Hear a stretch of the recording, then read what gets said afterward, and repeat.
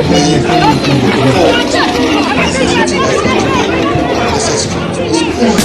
Nigerians, I don't bring no bunga Bishop news story. My name Nanehi. And make a sharply yarn on a son to we say it just happened. President Bola Ahmed Tinubu don come out to come talk, say no dey for im character to dey blame the past administration for social, economic and security challenges there wey be say dey happen for inside Nigeria. As im come talk, say im dey very committed to make sure say im go take the right action and also to make sure say the finance for inside Nigeria go work well and im go achieve progress. The Minister of Power wey be Adelabu Adebayo don come dey tell Nigerians dey say make dem get small patience to and make dem pro say because very soon all of them go start to dey enjoy life too. As im come promise say that dey make sure and that dey work very hard to say they go resolve all the issue there wey dey make power failure dey happen for inside Nigeria. Im yarn dis talk during im press conference wey be say im yarn for inside Abuja. Doing everything possible to make sure that the situation reverses. All we just ask for from Nigerians is to exercise a little patience. 21-year-old Nigerian man wey im name be Lucky don come by himself for inside Port Harcourt, Rivers State, say because he lose all the money wey be say he get on top cryptocurrency. The Lagos State government don come continue to dey scatter plenty illegal bako structures dem and shanties dem wey be say people build to come dey live for there for around that Jakonde Mayogu area of Lekki. And on Monday wey be March 11, 2024, na Lagos State government come continue come dey scatter those places. They say because they no want make those people dey live there again.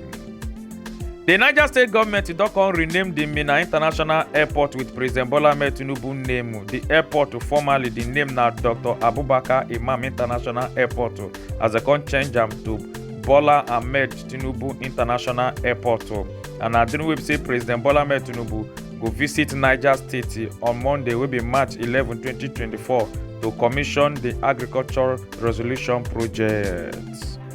The National Emergency Management Agency wey be NEMA on Saturday don come start to dey distribute and also dey share some relief materials dem to 1,016 victims dem of insurgency for inside Kwampre community, Kong local government area of Adamawa State. And on Monday, na dem post all these pictures dem on top their X handle.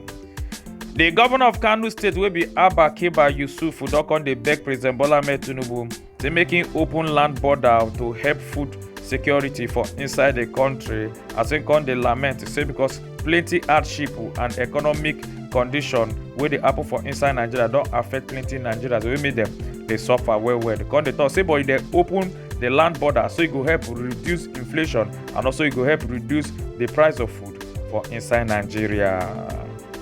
This woman don come dey happy dey jubilate after we say she don marry for more than 34 years. She come dey wait to born pikin and she no born, and finally she don come born bouncing baby girl. As her family and friends dem don come dey happy dey jubilate with her.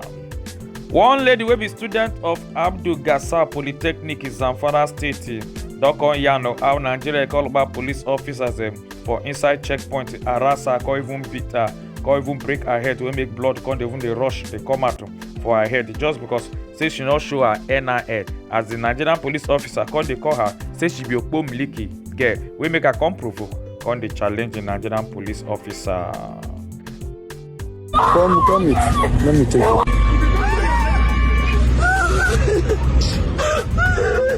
You say, okay, where is your NIN? I say, okay, wallahi, that's what I'm going to Sokoto to go and do. I don't have NIN for now. You say, I said this girl, this lady here, now how she be yoga? The lecturer came outside. He confronted me with that. Why will you be calling a lady? I said, did you see her dressing?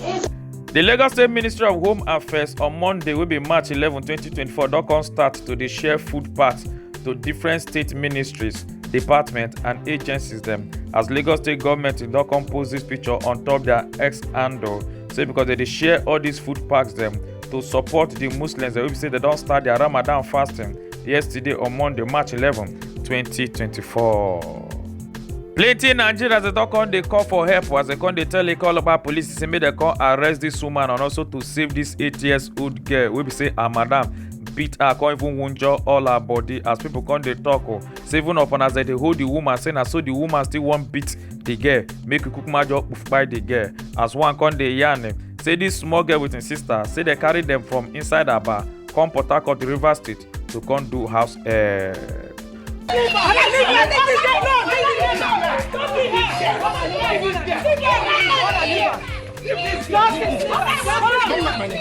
Carry that child to go. Police is coming already. Don't worry. Carry the child and go.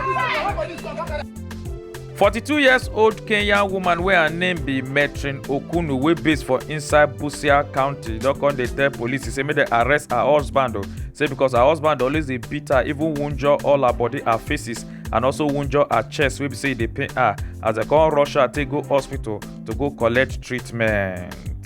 Some court boys dem don come shoot one of their opponents for inside Abia State University wey be ABSU, and the boy name na Emma aka Kesh. And this gbege happen according to how we hear the tori. Say Emma with two of him Aye members dem go shoot 3 bagger people dem as the gun no come enter. Na so the bagger people dem come pursue dem, come shoot them back, and dem no come enter 2 of the Aye people dem. Na Emma na the bullet come enter for him body wey make dem come shoot am finally for head as him come kpai. And this gbege happen on Monday wey be March 11, 2024.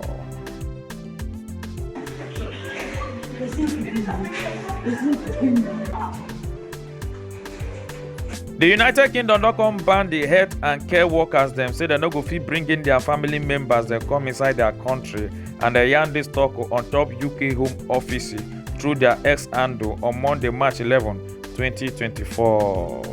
This na Bishop News O'Clock. My name na Nehi. Make una enjoy una day.